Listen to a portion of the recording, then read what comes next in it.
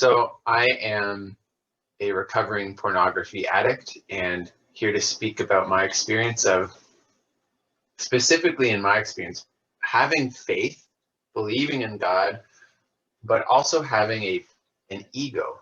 And as I went through my recovery journey, I came to see that that was impacting my recovery, my experience to connect to my higher power. So I'm going to share a bit of my story with the hope that it encourages some of us here in some way, or at least sparks questions for other people to answer at the end. So my journey of really like pursuing dopamine and adrenaline through the rush that comes with addiction started when I was pretty young, and probably around like 11 or 12. And as that grew over the years, somehow my mind was very good naturally at minimizing and compartmentalizing and rationalizing and all those things that John talked about a few weeks ago as denial, that managed to kind of just deny the badness and the scope of like the problem in my life. And I've now come to see that denial is kind of part of the territory as far as addiction is concerned. And similarly, along that same timeline, when I was around 11 or 12, I started attending a Christian summer camp, and I had a Christian faith in my life and my family. But kind of at the same time, I saw these two things growing. And one was a real relationship to Jesus. And one was a very opposing force, which was addiction in my own life. And certainly like an addiction to pornography, something that's definitely flies in the face of everything that my relationship to Jesus was leading me into. And so this was a definite pull in my kind of the inside of me. So over the years, these two things were growing, and this was obviously a big problem. And I recognized a definite hotspot in there of fear, of shame, and that led to isolation, as I felt I had on one hand an identity of my relationship to God and being a good person generally. And then on the other hand, this internal identity as someone who was labeled as bad, as shameful, as doing things I shouldn't do, or on sometimes like doing things I wanted to do and I didn't care what people thought. And those things I felt were really going on at the same time. And so,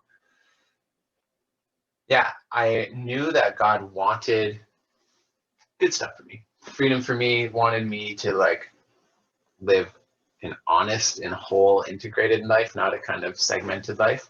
And I knew that I wanted that too, or at least that I mostly wanted that. And thus was kind of the struggle of ego going on that I started to dig into as I started my recovery. So what I found was that I had internalized and like bit into a big lie, and I believed that I had to do this and do recovery for myself because I had gotten myself into it. And when I wrote that down and underlined all the places there's myself, it was actually all about me. Even as I was recognizing with greater and greater honesty my problem, it was squarely something that I had taken on still as part of kind of my ego grabbing onto things to define myself by. So I didn't want to have anything to do with the pornography addiction or like the thoughts of fantasy and stuff, but because I had believed that this was something I had chosen, I had to fix it. And that would somehow validate maybe my Christian faith, or it would validate kind of my character as being someone who wants to be a better person. And as we get into the step books, like the steps in the big book, I started to realize that like actually my power of choice was a lot less than I'd given myself credit for. And that started to slowly kind of dismantle that big lie. But along this way in my journey, like me believing that I had to fix myself led me through the stints of self-knowledge and doing all sorts of, for example, reading books, making trigger lists and things that, you know, are good and helpful. But that wasn't enough in and of itself. Self-knowledge didn't go as far as I wanted it to go. It led me into behavior management, where I thought that if I just made all sorts of like external limits and all these plans on the outside, that would curtail my problem. I'd image it like someone said, like, it's like a plant. If you put a plant in a closet and cut it off from light and everything, it's going to die. Same with your addiction. And I didn't find that was true. Tried to put it away, and it just grew. And that's kind of the unfortunate thing about addiction. Even when I think it's like at bay, it's actually just, I think, Josh, it's just in the background doing push-ups. My brain is still wired in this certain way to want it. So my self-knowledge didn't go as far as I wanted. Behavior management didn't go as far as I wanted. Really good things, community and confessing, like that had good things, but it didn't go as far as I wanted. Ended up just having a lot of great accountability meetings over breakfast that were just dumping at each other the crap in our lives and not making much progress. And in my desire to fix myself, trying to put in disciplines, like spiritual disciplines, were great things. And as we're in Lent right now, if you're a Christian practicer, that 40 days before Easter, I tried one year, as a friend was doing, I'm like, gonna get up at sunrise every day for Lent, spend an hour like in prayer or whatever worship. And as someone who is fighting addiction, you can imagine that didn't exactly do much good for me. That hour just made me more restless and irritable and discontent. Like 2 hours into my day, I was exhausted and I just needed a break. And so I realized that I was not, like, all these things had value in and of themselves, but until I realized that I was fighting a problem that was bigger than myself and my own power, I was just stuck, and all of those things couldn't really help me. So it wasn't until I realized that I was fighting like a 3-part disease, a 3-part that has a physical dimension, that it didn't take much for me to have, you say, an allergic reaction, that all of a sudden my brain is buzzing and wanting more and more and more. And I didn't have I hadn't been doing enough push-ups as compared to what my addiction strength was at. It was able to reel me in with the slightest kind of allergic reaction. But I was also fighting the mental obsession, where even if I got out of that for a period of time, these thoughts were still in my brain, and I didn't have the power by myself to just control every thought that came into my mind. And finally, the third part, that I had an actual spiritual malady, where on the inside, I was living in shame and isolation and fear, and I wasn't able to combat these myself either. So it wasn't until I stopped trying to prove my strength to fight these things, or when I got my ego out of the way, that I was able to start making progress. Because until I let go of myself, I was kind of just playing on the wrong team. As long as I was like, I can do this, I got it, I got a new plan, next week we're gonna whatever. I was actually just leaving my foot in the door for addiction to just keep sliding in, and myself was always more at play. So I have to get that clear and accept my problem, which is actually a lot harder than I thought it would be, and my powerlessness, and those had to go together. It wasn't enough to say I have a problem, but I'm going to fix it. I had to accept my problem and my powerlessness over that problem, which was very, in a sense, terrifying and humiliating to the ego. And I had to accept, to go with that God loves me and wants to help me. Not just that he loves me and he's going to say, okay, go get him, Daniel, like a little pep talk, and then he pushes me back into the boxing ring. But actually, he wants to help me. God wanted to, I think in boxing, I don't know if they tag out in boxing, but he wanted to go in the ring for me. And that's actually really great that it's true for us all, that there is a higher power who is active and wanting to engage in our lives and loves me, loves you, and wants to help me and wants to help you. So that's encouraging. Also, if you have addiction, you are probably powerless against it, and it's a bigger problem than you think. That's the negative side. But those two really opened the door for me. So for years, my ego was trying to prove itself and to earn love and validation. And I wasn't willing to throw in the towel because my pride was like afraid of what that would mean for external identifiers. So if someone who I was trying to, look a certain way, look put together, look like not a twisted, sinful person, I was afraid to let this problem come to light. And we're in an anonymous step program, so it's not like everyone has to know. That's healthy. But my ego was so afraid of admitting that there was something that I couldn't do, and that it just kept me like in the swamp of being stuck in addiction.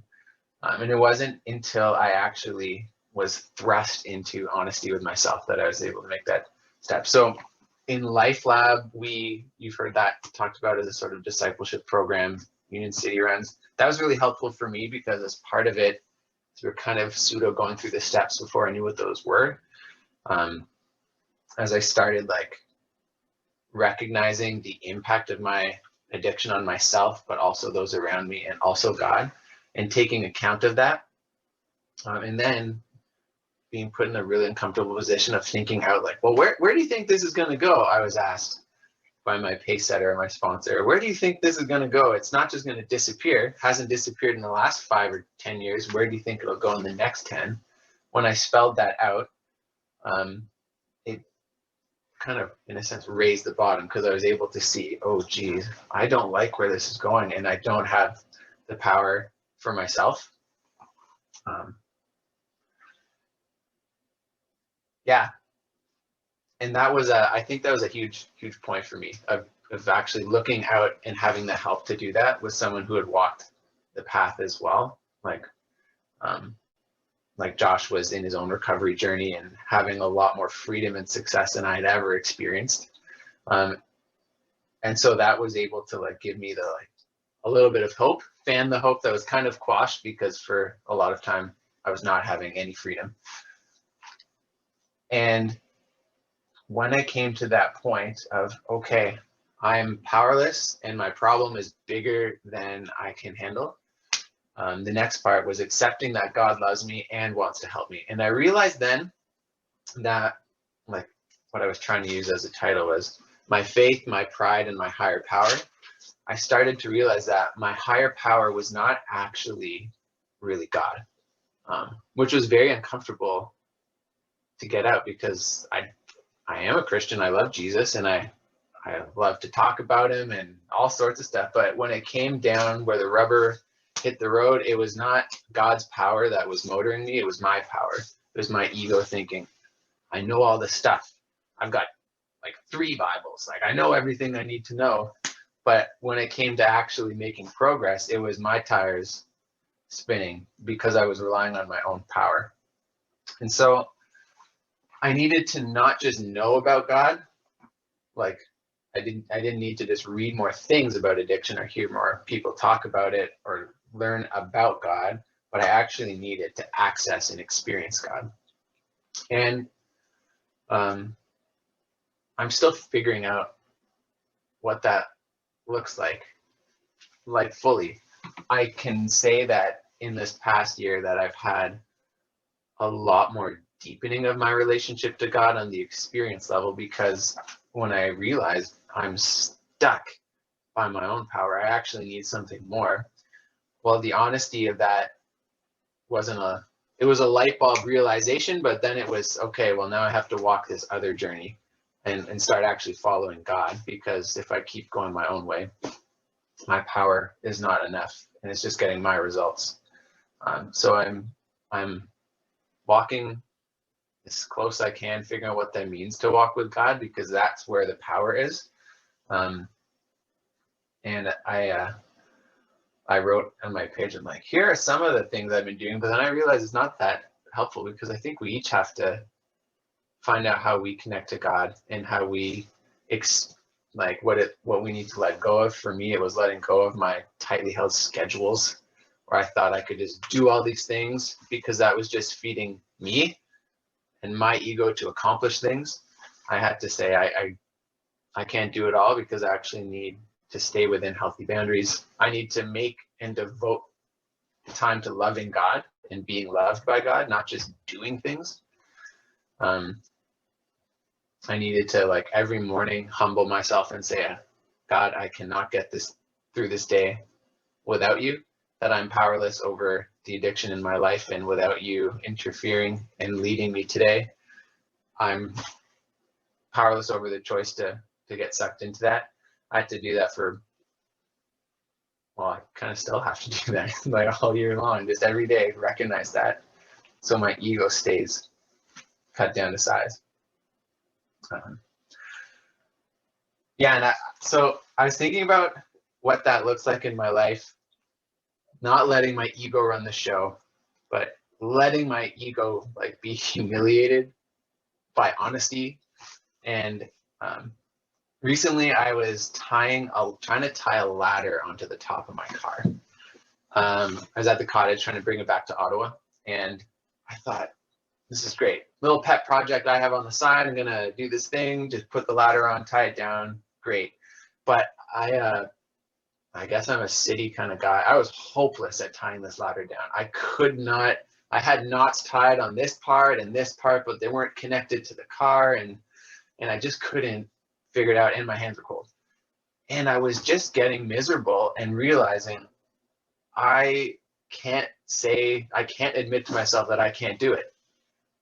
And then eventually, thank the Lord, I did. Maybe my fingers got too cold, but I went into the cottage and asked my father-in-law and said, Andrew, I'm struggling out here actually with the tying this down. It turns out my roof rack bars were also not affixed, and so they were sliding. Everything was going wrong. But I just wanted to fix my problem.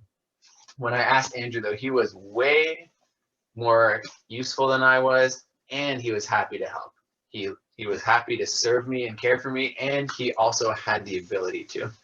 And little moments like that speak to me of like what it looks like for me to admit my powerlessness sometimes and just ask for help. Sometimes there are just way too many shifting roof rack bars and inability to actually solve my problem in my own life, and I just need to reach out to God who can, and he'll show me how to do it, and he'll do it with his own hands in some cases. And so as I'm figuring out how to walk with God, I guess I just like stories. I was picturing a dog walking story, my last one. My aunt has 2 huskies, and sometimes we go walking them. She actually lives in Yukon, so I don't go often, but I recall deep in the woods walking with these 2 huskies. One is just ripping through the woods. You hardly see it for like 5 minutes, and it comes back, sees you, and then it goes on. And we're walking a trail. When we came to a fork, it's like, I have no idea where this dog has gone. Has he chosen left, or has he chosen right? He doesn't know where he's going either. I can be like that sometimes, just running wherever I feel I want to run, doing it my way. But my aunt has another dog, Solly, and this dog just loves my aunt so much, I guess trusts her so much, that he is walking. You look around like this and you don't see him because he's literally on your heel. My aunt, unfortunately, sometimes just when she swings her arm, kind of knocks his head because he's right there. And in this season of my recovery, still in early recovery, I want to, as much as possible, be like that dog to God. I want to trust God and walk right on his heel, do whatever I can to figure out what that means, because I know that when I let myself kind of cut loose and do things my way, I just run into the woods. Sometimes I come back, say Sunday mornings, and I'm like, here we are, God, got some God time. Or even if it's my daily devos, I have God time, but I can run for the rest of the day in my own direction. And I'm realizing now that until I can really die to my ego in the belief that I can fix my addiction, I'm actually trying to be my higher power when I need God to be my higher power. Because in my story, there's been no freedom until I've let God be God and let me actually just acknowledge that I need to follow as close as possible.